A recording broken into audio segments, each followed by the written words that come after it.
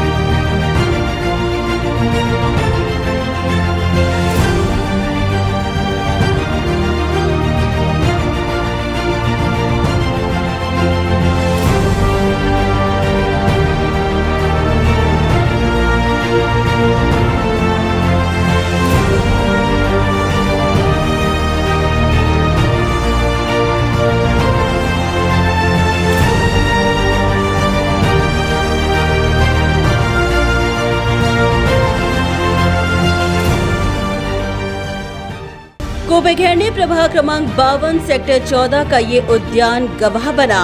Bharatiya Janata party और ऐरोली के प्रथम विधायक संदीप नाइक के पीछे डटकर खड़े प्रभाग के तमाम वरिष्ठ नागरिकों के प्यार और आशीर्वाद का। और ऐसे में जब ढोल नगाड़ों के बीच संदीप नाइक ने कोपेखेरने में आगमन किया तो पूरे माहौल में एक अलग ही ऊर्जा का संचार होता दिखाई दे रहा था।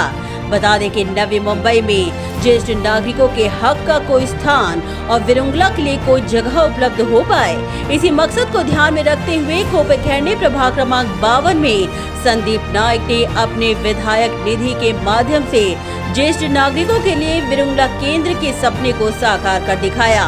और इस ज्येष्ठ नागरिक विरंगला केंद्र का लोकार्पण संदीप नाइक के हाथों जोशो खरोश के साथ संपन्न हुआ, जहां इस दौरान उनके साथ मौजूद थी पूर्व नगर सेविका एडवोकेट भारती पाटिल, पूर्व नगर सेवक रविकांत पाटिल, केशव महात्रे, संदीप महात्रे, शंकर मोरे और सुनीता हांडे पाटिल समेत तमाम भारतीय जनता पार्टी कार्यकर्ता, पदाधिकारी और ज्येष्ठ नागरिक। संदीप नाइक का इस प्रभाग के ज्येष्ठ नागरिकों से बेहद आत्मिक रिश्ते की गवाही यहाँ मौजूद वरिष्ठ नागरिकों का संदीप नाइक की तरफ बरसते प्यार के तहत दिखाई दे रहा था।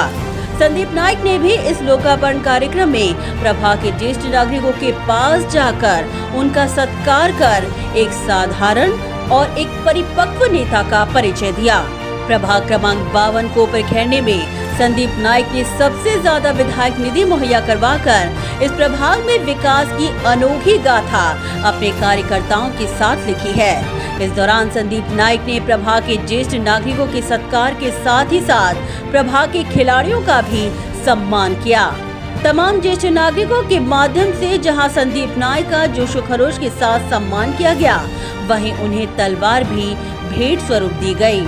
इस अवसर पर संदीप नाइक ने जहां विपक्ष को आमदार निधि के माध्यम से किए गए कार्यों का श्रेय लेने पर लताड़ लगाई, वहीं यह भी कहा कि ये आमदार निधि नहीं बल्कि ये लोक निधी है। देवानं ज्या गोष्टी आमदार निधीतून मी केल्या, आता त्या ठिकाणी जिमचं त्या ठिकाणी निधी आणून जिमचं ओपनिंग आपण केलं आणि लोकार्पण आपण केलं, ते करण्याकरता भोसले साहेब असतील, त्या ठिकाणी आपले सर्व हांडे पाटील साहेब असतील, आपले सर्व ज्येष्ठ मंडळी असतील, या सर्वांनी त्याची मागणी केली। परंतु ती जिम झाल्यानंतर तिकडे होल्डिंग लावायचं, तिकडे बॅनर लावायचा आणि मी केले दाखवायचा देखील केवळवाना प्रयत्न हा अनेक लोकांनी केला। असा प्रयत्न मी दुसऱ्या कुठल्या वॉर्डमध्ये बघितला नव्हता। कारण आता काही जण काय म्हणतात की खोटं बोल पण रेटून बोल, खोटं बोल पण रेटून बोल। आता आपण काम केलंय तर खरं बोल पण रेटून बोल, त्यामुळे खरं तर आपण त्या ठिकाणी बोललंच पाहिजे। हा आमदार निधी फक्त नावाला आमदार निधी आहे, परंतु हा आमदार निधी नाही, हा लोकनिधीच आहे, हा लोकांचाच निधी आहे, हा निधी कोणाचा नसतो। संदीप नाइक ने कहा कि आज इस प्रभाग की जनता यहाँ के स्थानीय नगर सेवकों को जानती तक नहीं। यहाँ के स्थानीय नगर सेवक ही प्रभाग का कार्य करने में असमर्थ रहे हैं, मगर बावजूद इसके उन्होंने किसी भी प्रकार का भेदभाव न करते हुए अपनी खास विधायक निधि यहाँ उपलब्ध करवाई। संदीप नाइक ने बेहद गरजते हुए कहा कि आजकल विपक्ष की राजनीति गणेश नाइक का नाम लिए बगैर चलती ही नहीं। तो अभी जब भी कोई अच्छा होता है तो हमने किया, अगर शहर में कहाँ पे कुछ बुरा होता है तो तुम लोगों ने किया, जो कभी साल भर कोई जो दिखते नहीं है वो आते हैं, और नाइक साहब का नाम नहीं लेंगे तो उनको भी महत्व नहीं मिलेगा। कुछ लोगों को पद भी मिले हैं तो नाइक साहब की वहाँ पे बात करके ही उनको पद मिले हैं, तो ये सबको मालूम है। तो ऐसी आलोचना या ऐसे चीज़ों को हमको उसको उनको इम्पोर्टेंस दे देना चाहिए। शहर का विकास ये हमारा निश्चित रूप से हमारा फोकस रहेगा। और आने वाले समय में अभी ये बात तो सही है कि जो झूठ बोलने वाले हैं वो बहुत चिल्ला चिल्ला के बोलते हैं कि ये हमने किया, लेकिन अभी सच भी थोड़े से धीमे आवाज़ में लोगों तक पहुंचाने की ज़रूरत है। और ये सच, ये नवी मुंबई में नाइक साहब के माध्यम से हुआ काम, यही उसकी आवाज़ ये नागरिकों को मालूम है। नाइक साहब के विचारों का नगर सेवक यहाँ पे नहीं है, नगर सेवक यहाँ पे लोगों के लिए उपलब्ध नहीं है। अभी लोगों को जानकारी भी नहीं है कि इस वार्ड का नगर सेवक कौन है, लेकिन ये वार्ड हमारे विचारों के पक्ष के साथ नहीं है, ऐसा भेदभाव न समझते हुए भी इस वार्ड में मैंने आमदार निधि दिया।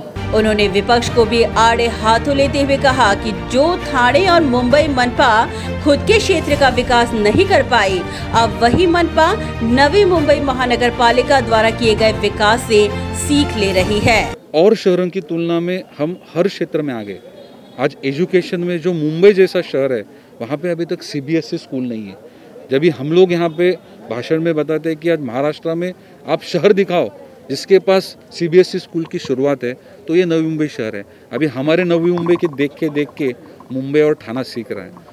पत्रकारों से बात करते हुए संदीप नाइक ने कहा कि ज्येष्ठ नागरिकों के लिए देश ही नहीं बल्कि विदेश में जरूरी सभी प्रकार की सुविधाएं नवी मुंबई में प्रदान करने का वे काम करेंगे। मैं आज भाग्यवान हूँ कि आज इस जगह पे विरंगुला केंद्र का लोकार्पण हुआ है और काफ़ी बड़े संख्या में इसी वार्ड के अलग अलग धर्म के, अलग अलग भाषा के, अलग अलग प्रांतों से, महाराष्ट्र के अलग अलग जिलाओं से आए हुए सभी नागरिक जो ज्येष्ठ नागरिक हैं उनके उपस्थिति में आज इस विरंगुला केंद्र का लोकार्पण हुआ है। हमारा शहर आज ज्येष्ठ नागरिकों के लिए और शहरों की तुलना में अच्छा काम कर रहा है, लेकिन इसके बावजूद हमें समाधान नहीं है। और कोई राज्य में और कोई महानगर पालिका में और हमारे देश के बाहर जो सुविधा ज्येष्ठ नागरिकों को दी जाती है वो सब सुविधा हमारे शहर में लाने का प्रयास हमारा निश्चित रूप से रहेगा। वहीं पूर्व नगर सेविका भारती पाटिल ने भी अपनी भावनाएं व्यक्त की। गेल्या कित्येक वर्षांपासून या विभागातील ज्येष्ठ नागरिकांची मागणी होती, त्याचप्रमाणे इथले ॲक्टिव्हिस्ट जे आहेत, मी आदरणीय डॉक्टर भोसले साहेबांचं नाव घेईन, परत आमचे विठ्ठल निकम जे आहेत, त्याचप्रकारे प्रताप महाडिक सरसुद्धा इथे राहतात, त्यांनीसुद्धा आणि इतर सर्व ज्येष्ठ नागरिकांनी मागणी केलेली होती की इतकं सुंदर इथे मैदान आहे, आपण बघू शकता की बाजूलासुद्धा मोठं मैदान आहे, निसर्ग उद्यान, पण ज्येष्ठ नागरिकांना बसण्यासाठी किंवा थोडा वेळ एकत्रित घालवण्यासाठी कुठलंही विरंगुळा केंद्र असं नव्हतं आणि त्यामुळे त्यांच्या मागणीला अनुसरून हे माजी आमदार श्री संदीपजी नाईक साहेबांनी त्यांच्या आमदार निधीतून ही वास्तू इथे दिलेली आहे। 18-19चा त्यांचा आमदार निधी होता, परंतु 1 वर्षामध्ये कोरोनाच्या कालावधीमुळे हे काम पूर्ण झालं नव्हतं, ते आता पूर्ण झालं आणि त्याचा लोकार्पण सोहळा आज आपण इथे आयोजित केला। Bureau report, Navi Mumbai network.